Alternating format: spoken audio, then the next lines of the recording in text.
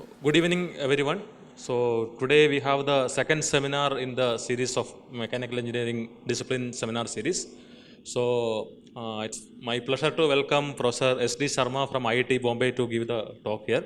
So he will be talking about the control of wakes. So you can go and see that on what other things you are prepared for it. So he is professor in Department of Aerospace in IIT Bombay. So he's been serving for many years now. Though he was visiting IIT Gandhinagar from almost the beginning time, this is the first time he's giving a formal talk here. Am I right? Right. Right. First time you are giving the formal talk to the students. What was yesterday? Yesterday was a class, part of the class, so so it's a different. So it's a formal talk. It's the first time you're giving it. Okay, so it's my pleasure to welcome again. So Professor Sharma here. Thank you, Prof. Uh, I think I have 40 to 45 minutes for the talk, and I have tried to make it for like interdisciplinary type, so that people from other departments also can appreciate. So I have purposely removed mathematical part, and we will be discussing mostly the physics. And you are free to interrupt me during the talk. Okay, no problem. With the condition, if I forget where I was interrupted, somebody will have to remind me. Okay, so the talk is about vortex formation and its shading. It's not necessary that all the vortices which form will shade. There are certain conditions, and if those conditions are met, then vortex will shade. So this is the outline, and we'll see some of those beautiful patterns in the flow because of the vortex. So characteristic of vortex flow, vortex in practice, vortex in nature, mechanism of vortex formation and its shading, then the control techniques. All the control techniques which are presented here are locally from my laboratory. Okay, and then concluding remarks. So what is so special about vortex? I don't think I need to define vortex. You all know what is vortex. So generally it is the flow which is in circular motion rotating about a center point. And this is found to be the most spectacular flow in fluid mechanics. It has low pressure in its center. And the beauty of vortex flow is that one can use it in either way. It is detrimental and it is favorable, both. Okay. What you see here, I don't know if you can switch off the lights.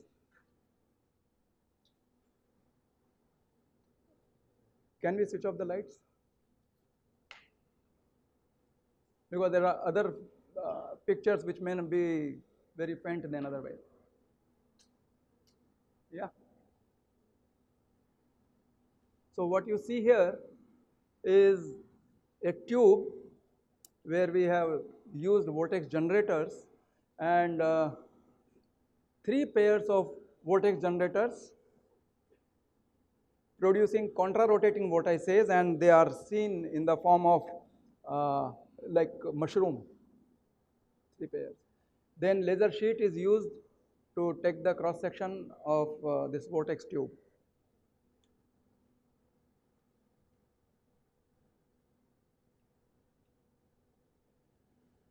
Okay, it's interesting. This very well researched subject caught attention of Leonardo da Vinci, Italian artist, come scientist, come engineer, way back 500 years ago.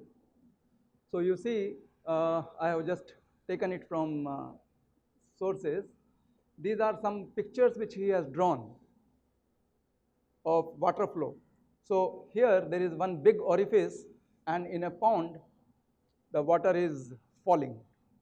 And what he has drawn from his observation, These are vortices, even here. Even here. So this vertical flow structure caught his attention 500 years ago. Next, this is what is more relevant to talk of the day. There is a water flow, and these are obstacles like some pillar, some post in the flow. And what you see is wake pattern drawn by him, all laden with the vortices.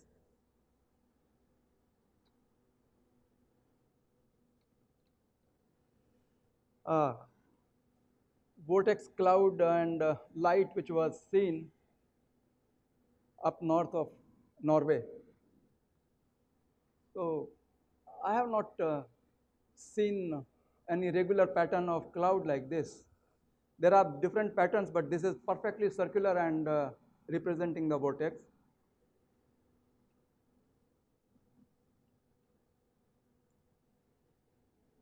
Few examples I have taken for the paucity of time.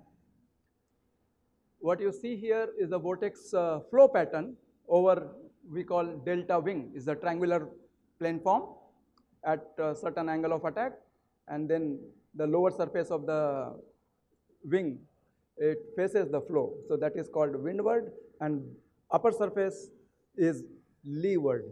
So because the flow separates from the leading edge, it forms vortex in leeward side.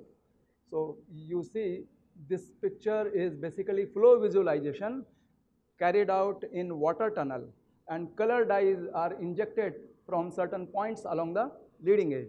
So you can see the twisted pattern, streamwise vortex. And this one is cross-sectional view. Of course, this is computationally generated and not experimentally obtained. So what is so special about this flow? As we said earlier, since the center of this vortex, it has lower pressure. And now this vortex, these two rows are forming on upper surface of the wing. Because of the lower pressure in the core of these vortices, there is a additional lift provided by this wing. And for this reason, it can go at much higher angle of attack without stalling. The conventional wing can stall at 14-15 degree, whereas this can go up to 30-35 degree. In addition to the plane form of this wing which generates the lift, the vortex lift plays important role. And for that reason, the military aircraft, they normally employ this triangular wing. So this is the picture of our own Tejas aircraft, which is perfectly a triangular wing. And you see it carries a lot of payload. It's a small plane form, but it can create good lift because of the vortices. Perfectly hard shape. So what you see is aircraft which has just passed through the cloud. So tip vortex from these two free ends of the wing will generate the vortices, and that is what is leaving the impression on the cloud. So you visualize the vortex pattern through the cloud.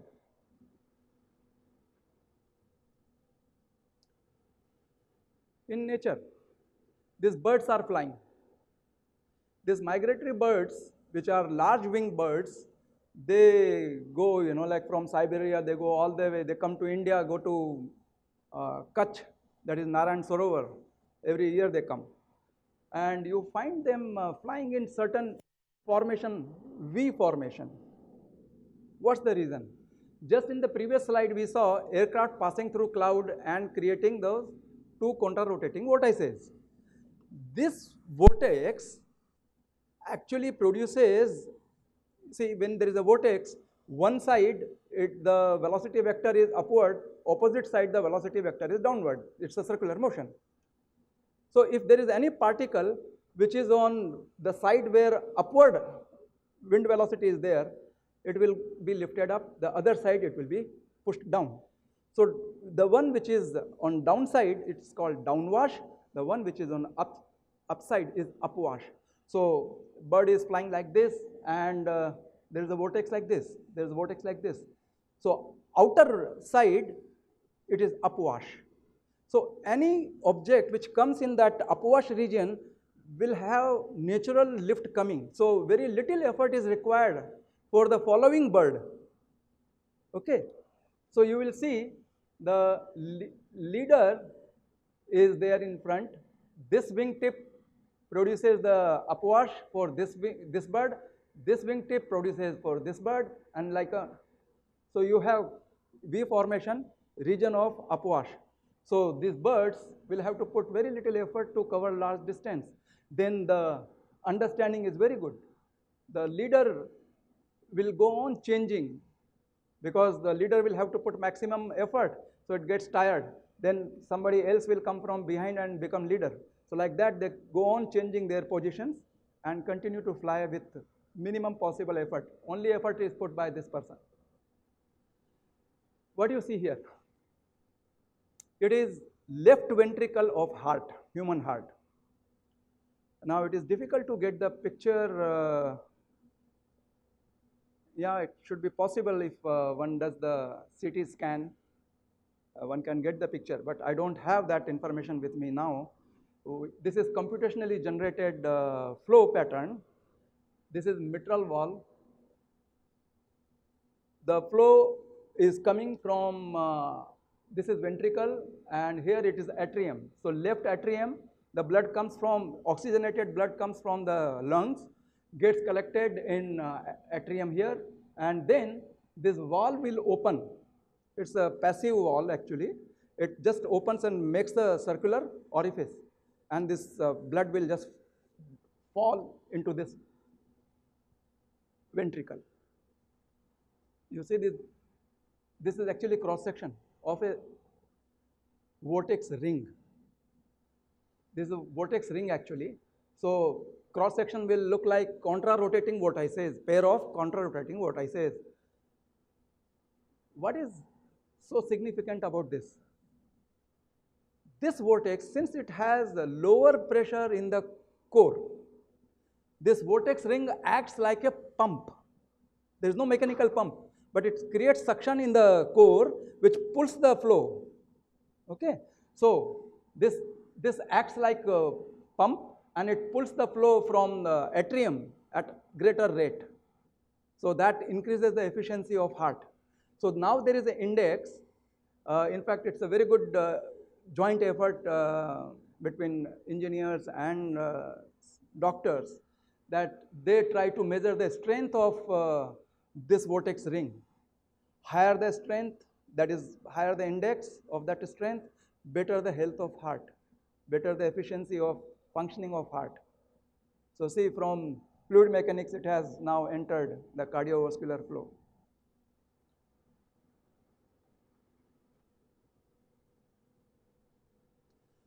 Okay, so this was all about introductory part where we introduced the vortex and saw their occurrence.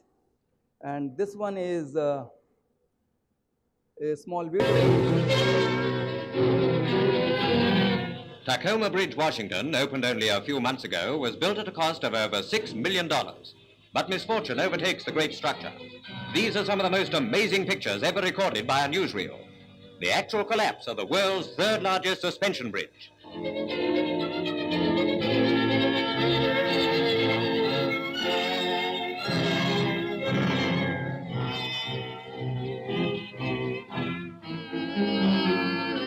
Only a 35-mile-an-hour wind is blowing, but this apparently sets up a rhythmic swinging of the bridge, which increases with each swing.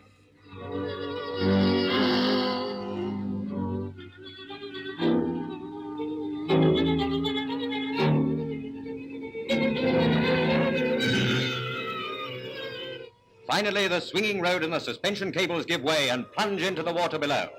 Fortunately, the only casualties were a car stalled on the bridge and a dog.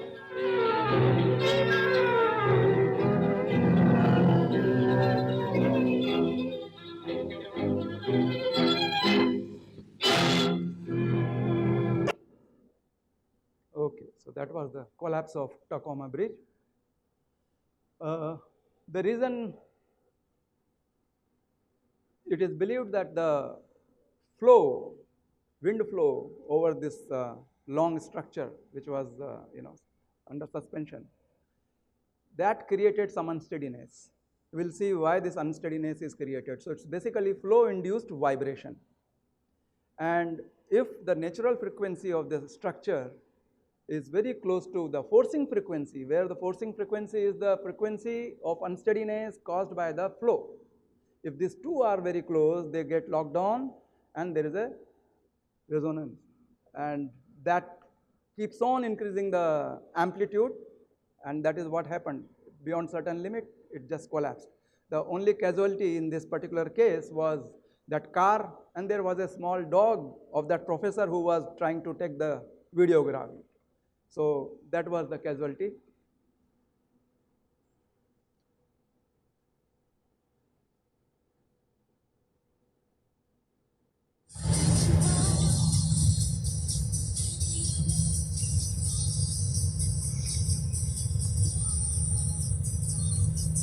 These lamp posts are just, they are Jesus! oscillating.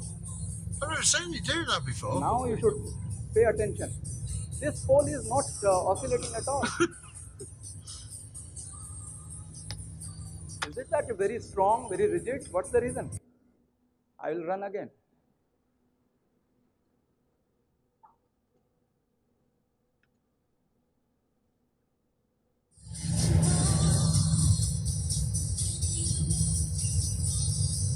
The flow is in the direction of this vehicle. Jesus! I've never seen you do Here that comes before. that pole which is not at all oscillating, because there is another big structure in front of that. So this pole is not facing the free flow. It is in the wake of this big structure. So no air, free air is coming over that pole, so it is not oscillating.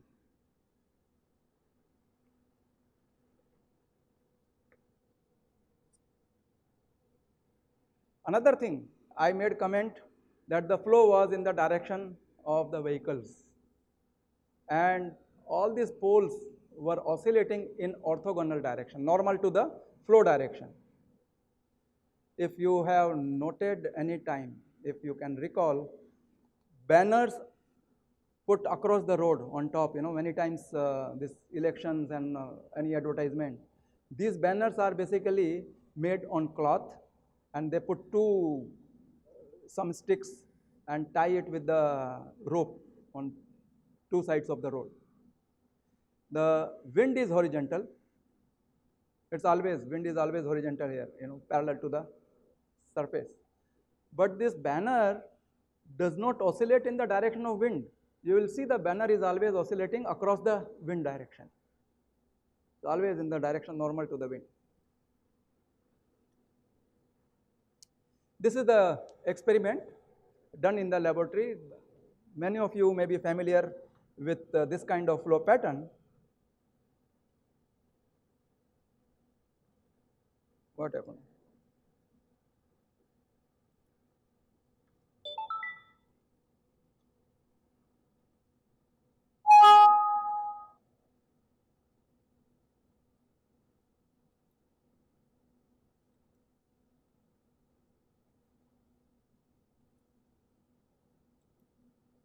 Oh, there is some problem of compatibility?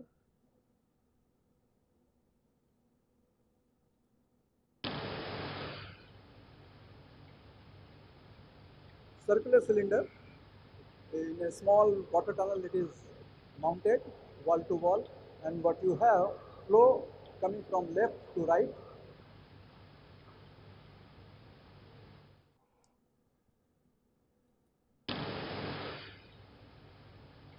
Formation of vortex, here it is. So top surface, bottom surface, again top surface. So alternately they are forming and passing. That is what is called shading. I think there is some problem here.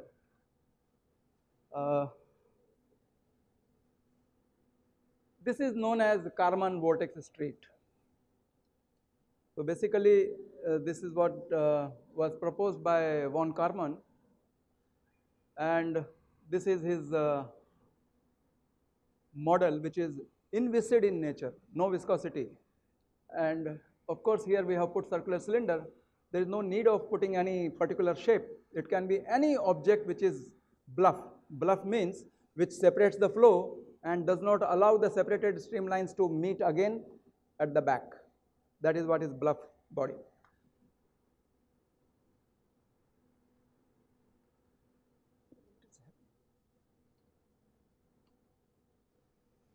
So he had this model, the solution of which was basically stable only when these vortices are staggered. They are not simultaneously forming and shading. There is a first from one side, then from the opposite side, and then this cycle will repeat. So it is periodic in nature. And the distance between centers of two vortices in the same row is called A, and the distance between opposite rows, between the centers of vortices of opposite rows, is denoted by B, and what he called spacing ratio, B by A, mathematically he got this number to be 0.281. And when this is the spacing ratio, this is the staggered arrangement, the vortex straight was stable. So unstable vortex straight, the solution is stable only in this particular fashion. So this was later on explained by Gerard. The model is shown here. Again, some shape which represents the bluff body. So let's say flow is approaching this body, and shear layer, which is nothing but boundary layer, separates from the body and from both sides, up and down here. So both these shear layers separate. Now since they have the vorticity, they will have the tendency to curl up into form of vortex. Now one would ask, why both the shear layers are not curling up simultaneously? It does happen when there is acceleration in the flow or there is some different condition, but in normal condition, when there is a steady flow approaching the body, will generate the flow pattern where one of the shear layers take lead.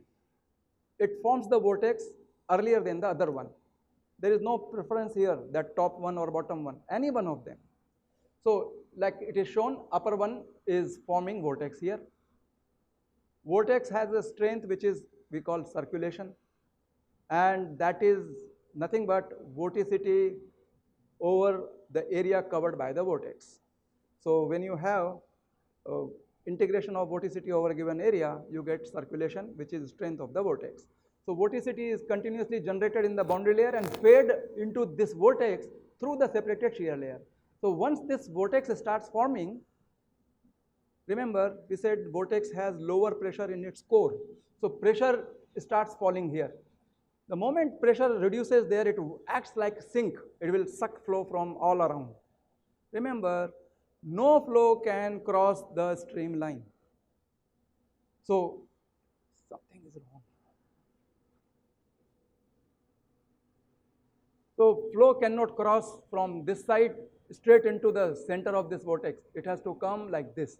But before that, the flow with medium, whether it is fluid, whether it's a gas or a liquid, which was here, got sucked in here. So there is a space available. The opposite side shear layer gets sucked in because of the suction created here, lower pressure. And this becomes it branchifies in three directions, because there was fluid which went in here. So part of the separated shear layer will go here, part of it meets this shear layer here, and remaining goes into the vortex.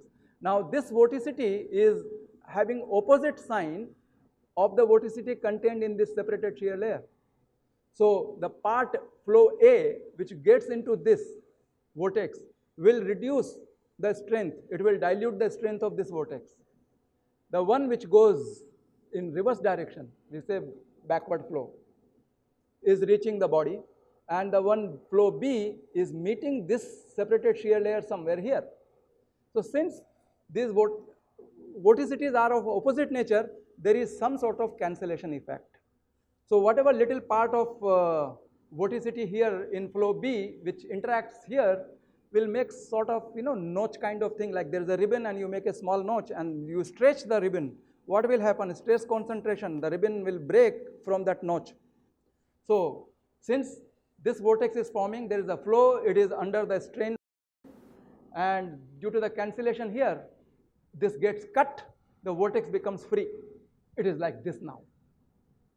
Once it is free, it is flowing with the main flow, but it flows with velocity lower compared to the free stream flow. So depending on what is the velocity of this vortex, if it is high, then the drag of the body will be low. If the velocity of vortex is low, the drag experienced by the body will be high. So then once this vortex becomes free and it is shedding this shear layer, it immediately retracts, it comes back to its position and takes the shape of vortex now. And then the opposite side shear layer will get pulled in and it will cancel this. This vortex will shed. So alternate vortex shedding. So now we understand interaction between two separated shear layers having opposite sign is essential for vortex to get cut, become free and shed. That's the reason simultaneous vortex shedding cannot happen. If vortices are forming simultaneously, who will cut whom? So both will get stressed and it will go. I don't know how to solve it mathematically, but physically you can't see it. So this is the reason explained by Gerard, very convincing model, that you need interaction between two oppositely signed shear layers to interact with each other for the vortex formation and its shedding, subsequent shedding. Now, if the vortex is free and there is a flow, the combination of vortex and the uniform flow or the flow in one particular direction shown here, this linear flow, will produce lift. Okay. You know that? Even if I use the potential flow theory, this vortex rotating clockwise. So on upper side, it has the velocity in the same direction as the main flow. Lower side, velocity is in opposite direction. And if I take these velocity vectors, lower side will be lower velocity, upper side will be higher velocity. Apply Bernoulli's equation, higher velocity must have lower pressure, lower velocity must have higher pressure. Force lift upward. And this vortex will have lift downward. The moment this creates lift, in reaction, there is a force acting in opposite direction on this body. So in reaction to this lift force, this body will move downward. In reaction to this downward force, the body will move upward. So flow is left to right, body is moving up and down. So that is how the oscillations are produced. What are the effects of this vortex shedding now? We have seen that these vortices are creating they are inducing the vibration, structure vibration. Then each vortex has lower pressure in its core. So when it forms behind the body, the induced pressure field at the rear part of the body will create additional drag, because pressure at the back is less than the pressure in the front. Front also has a stagnation point, highest possible pressure. So there is a formed drag formed by the vortex. Then this vortex, alternate shedding is taking place. It is a low pressure, the point is moving, it is creating oscillations in pressure, generating noise. The frequency at which the vortex shedding is occurring, there will be frequency of noise at that, whatever is the frequency of vortex shedding. At that frequency will be the noise generated. Now, that is the mechanism of vortex shedding. Now, we look at what is called straw hole frequency or straw hole number. So vortex frequency is you count the number of vortices on one side, either upper side or lower side, and between two vortices it completes one cycle. So that is the wavelength. So if you know the velocity, you know the distance between the two vortices, you know the frequency. Okay. So this frequency is presented here in non-dimensional form. So f is the frequency of vortex shading, d is the dimension of the body which is creating this vortex street, and u infinity is the free stream velocity. So this is Strouhal number. Bodies of different shape but same dimension. Like here it is shown circular cylinder, I can have flat plate, normal to the flow, having the same height as the diameter of this circular cylinder. I can have a triangular piece, I can have a rectangle, I can have a square, all having same dimension, normal to the flow, having dimension of d, but different shapes. Now these shapes will divert the separated shear layers in different ways. Some will divert it more, some will divert it less. Interaction between these two separated shear layers is the cause of vortex shading.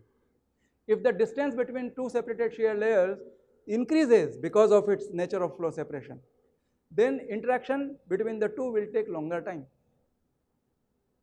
If the separation is larger, interaction time will be also larger, frequency will be lower.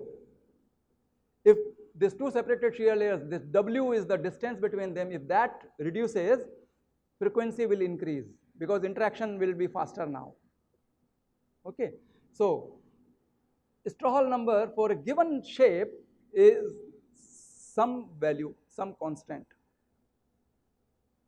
If the flow is not dependent on Reynolds number, then any given shape will have a particular Strouhal number.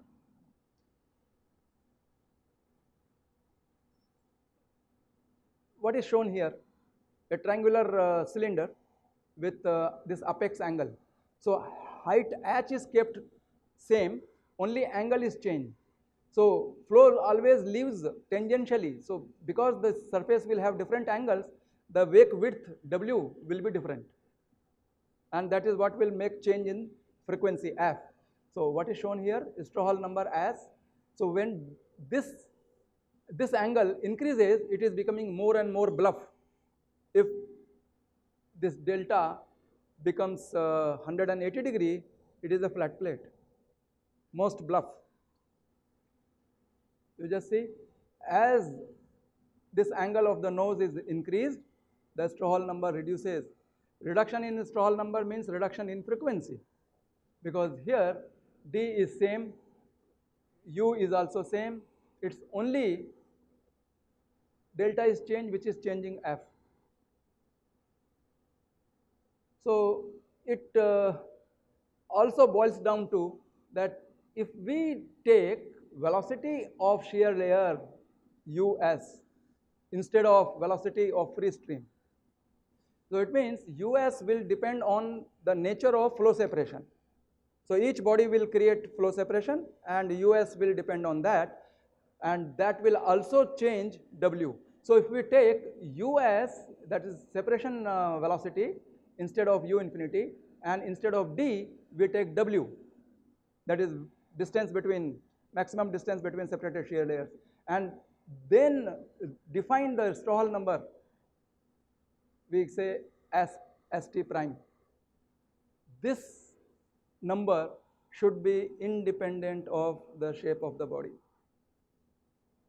So maybe it can be regarded as universal Strouhal number.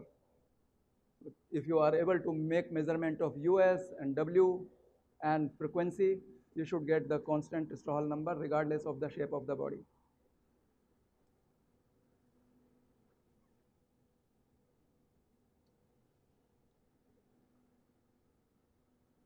There are islands.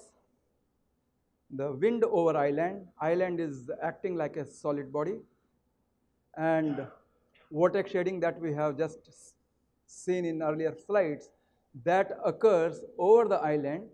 So vortex shading is in the atmosphere, which affects the cloud if it is low lying, and the cloud will take the shape of that vortex street which is there in air, and that has been observed from above the clouds by satellite. Look at this pattern. So here is the island and alternate vortex shading.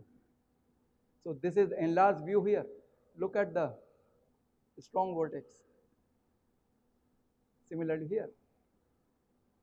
So in nature, no flow is free from vortex because flow is viscous, it has vorticity, and there will always be tendency to roll up to form vortex.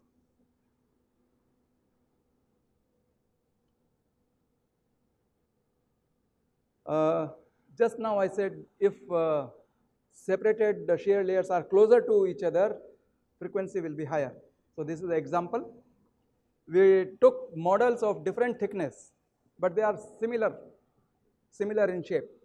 So let's see.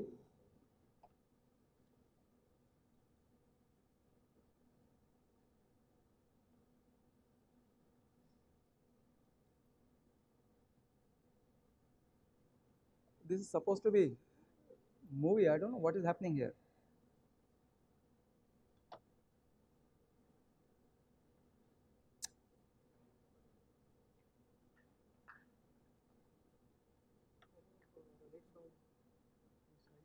Huh? So you want to run it that way? Then we'll have to see here. Okay. No. Where is it?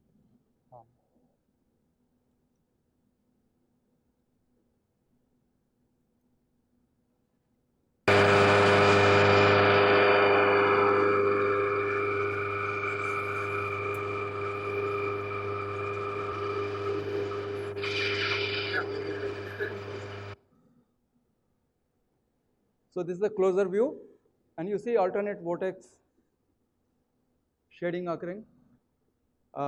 Earlier we had shown over circular cylinder, now it is parallel sided body with the blunt trailing edge.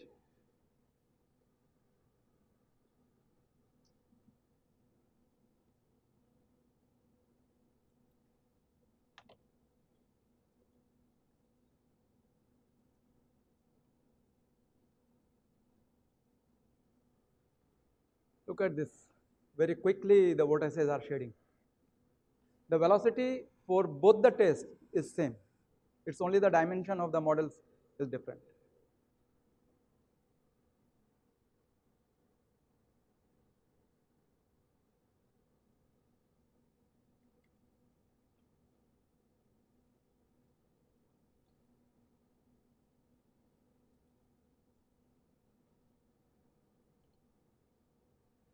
So we have understood now the mechanism of vortex formation and its shading. Now, because of the detrimental effects that it has, flow-induced vibration, and that can cause damage, we have seen in the slides of the video of Tacoma Bridge. There is a need for the control. So what should be the control then? If we have understood that interaction between two separated shear layers is essential for vortex shading to occur, if you can stop this interaction, vortex shading should stop. It's very logical. So way back in 1954 or so, Roscoe from Caltech tried this method. What he did, he took a long plate and put it in the wake, touching the circular cylinder in the center, along the center line of the wake. And he found that the separated shear layers got reattached onto the plate, which he called splitter plate because it was splitting the wake into two parts. So this became a partition between two separated shear layers, not allowing them to interact with each other. So it formed a tear shape, separation of the flow, reattaching onto the splitter plate, and it became like a conventional aerofoil with a sharp trailing edge, no vortex shading. So it was clear. Somehow you have to stop interaction between two separated shear layers. So we have tried that. So Roscoe did with one single long splitter plate. affecting both the shear layers. He said if two fellows are fighting, you remove one of them, there will be no fight, no interaction, and vortex shading must stop. So this was the logic. We tried, is it possible experimentally? And we got the success. I will just share with you. So what is done, two methods have been tried. Active, where one of the shear layers is either sucked and it got vanished, or we inject high momentum flow tangentially into the shear layer, which changes its vorticity. It actually kills its vorticity. So one shear layer has vorticity, other one opposite side does not have. So there is no interaction between them. So steady blowing, when we are blowing, it was with a steady rate, and then later on we tried pulsating. I will show both the effects. Then passive method, presenting only two, serrated trailing edge. So if it is two-dimensional body, it sheds the vortex, which is having the axis along the span. So it is known as spanwise vortex. So what we did, the plane trailing edge of the model is made serrated, irregular. So separation of flow from the trailing edge is now irregular. It is no longer two-dimensional. So three-dimensionality was introduced, and we found that, to our surprise, there was no vortex shading. Then we used a very small plate in one of the shear layers. If you have the plate at certain angle, it produces circulation, it produces lift. Vorticity in the shear layer has certain sense, maybe it is anti-clockwise. Then in that, I put the short plate and orient it in such a way that it produces the vorticity of opposite sign. So basically, two oppositely signed vorticities are now interacting, and if it is successful, it should stop the vortex shading. So we'll see what happened. So these are two models. The upper one has the provision, which is hollow, and at trailing edge is a very small slit. Dimension was 0.2 mm. That was the opening all along the span. So we could inject the momentum tangentially, or we could suck the boundary layer through the same slit. So that was active method. Passive, we introduced these cutouts, we call serrations of different nature at the back of that base of the model. Now I am showing the measurements, some results when suction was applied. So hot wire is used to measure the vortex shading frequency. Okay, so basically, whenever there is a vortex which passes over hot wire, it creates disturbance, and there is a peak of disturbance whenever the vortex is right on the hot wire. So we are actually capturing the signal, which is nothing but voltage changing with time. The peak will have same, peak will be occurring at the same frequency of that vortex shading. So that is what we have done. The signal is now plotted in the form of frequency spectrum.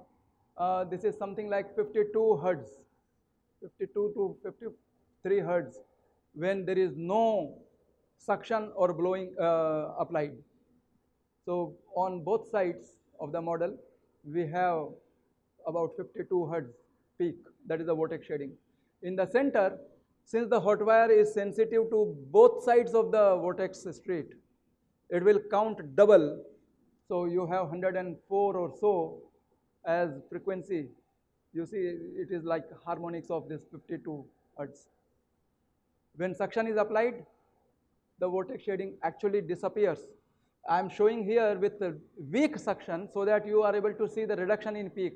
I increase the strength of the suction, these peaks will completely disappear. But if something is not there, what to show? So that's why we did not apply full suction. for the purpose of demo.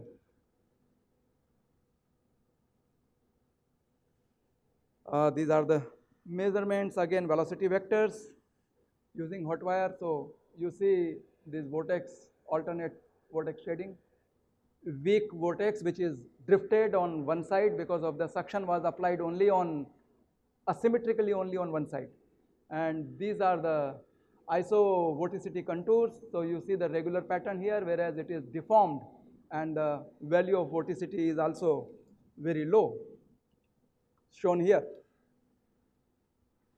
You take the cross section, in vertical and horizontal plane of this vortex without any control, and this is with suction. So area under these curves will give you the strength, that is circulation. You see how much it is reduced. So it means we are actually able to kill the vortex shading here if you appropriately change the suction. Then that was suction. Now we come to injection part, where momentum is imparted into the flow from only one side. So steady blowing from top of the model, and CQ is nothing but the strength of the injection. It is non-dimensional. So when CQ is 0, you have that regular vortex shading. CQ is increased, you see the elongation in the vortex formation. Further increase changes the vortex formation. Further increase, you see hardly vortex shading. Some unsteadiness, but no vortex shading. With further increase in injection, disappeared completely. Moreover, there is a small bubble attached to the base. Very, very steady. I'll just show you the next slide. I think we have the same problem.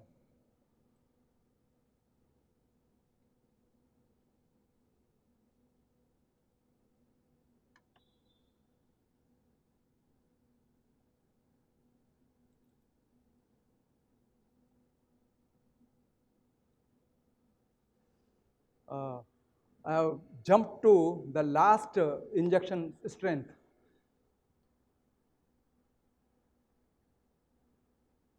You see, this is forming a closed bubble, and here is the injection which is steadily performed. Here is the shear layer. So this is the close view.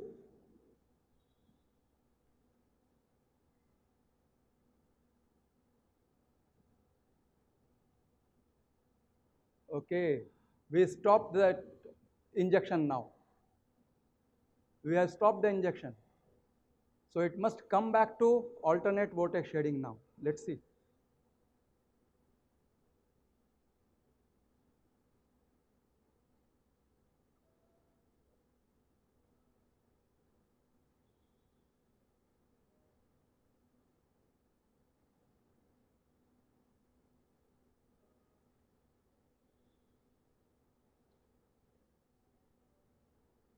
It's a low speed flow in water, something like 25 to 30 millimeter per second. So it takes time to come back to the original state. But surely it is coming back.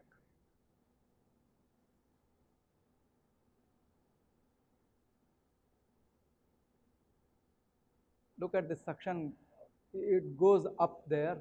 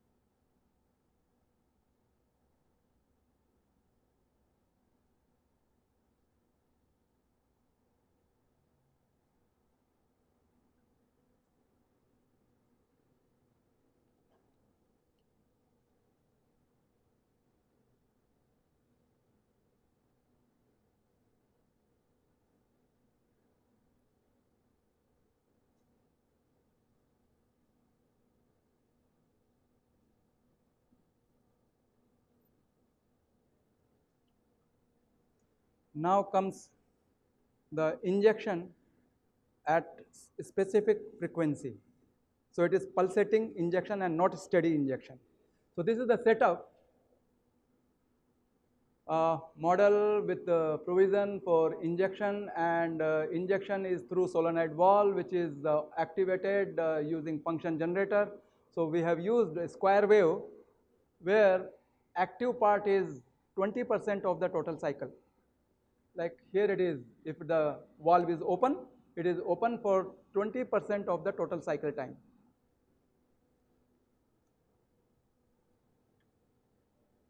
This is what is shown here, that 0 to 1. So you will see that 0.2 is the active part of the time where the injection is performed. Not showing the movie, but shots from various conditions. This is regular vortex shading, no injection. F is the ratio of frequency, forcing frequency at which the solenoid valve is operated, divided by the natural frequency of vortex shading. So that is what is F. And we find that for varying strength of the blowing at different frequencies, you see the change in the pattern. Here, CQ of 0.09, but forcing frequency is twice the natural frequency of vortex shading. You don't see regular vortex shading here. Similarly here.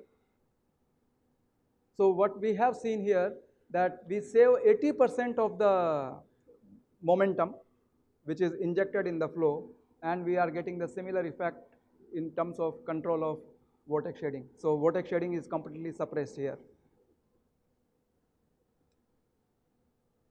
This is the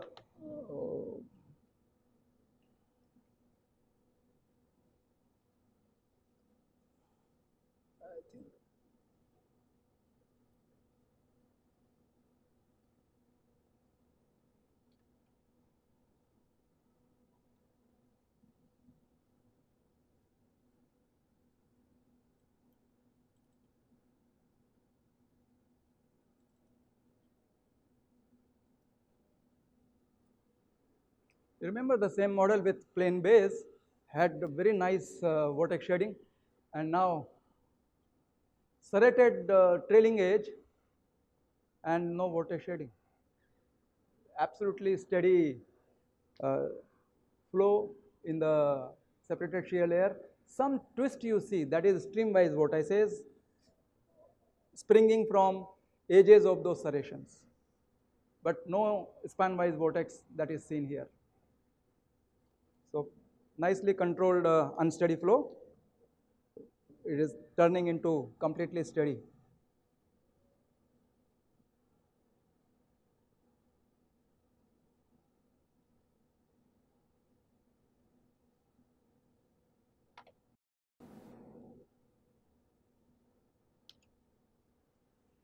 I think this is the last control part where we have used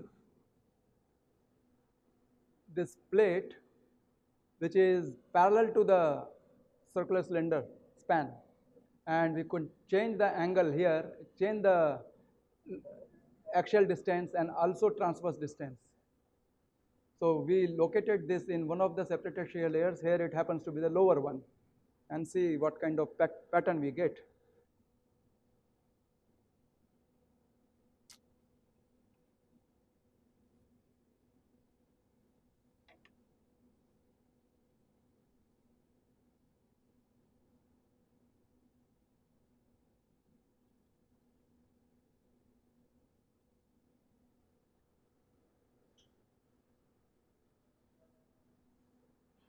This plate is diverting the separated shear layers upward, but what is being diverted is with the loss of vorticity, because this clockwise vorticity produced by this plate and anti-clockwise vorticity in the shear layer, there is a mutual interaction, and as a result the shear layer loses its vorticity, and what you see here is actually mixing layer. There is no alternate vortex shading. You may see some vortices here because this will still have some vorticity, so forming the vortex but not shading alternately.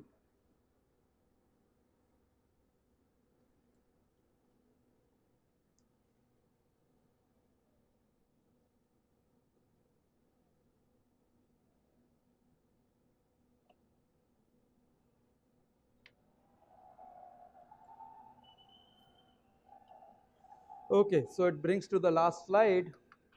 So in conclusion, what we observe, that demonstration has been made where only one of the two separated shear layers, if interfered with, it results in suppression of alternate vortex shading. And this can be, as we see, can be achieved passively or actively by either injection or suction or flat control plate put in one of the shear layers. Also, if you are able to break the two-dimensionality of this flow by providing the serrations at the base of the model, that also effectively kills the vortex shading and results in steady flow. So these are a few methods which can be effectively used to control the vortex shading, and open for any discussion, any questions. We can have lights on.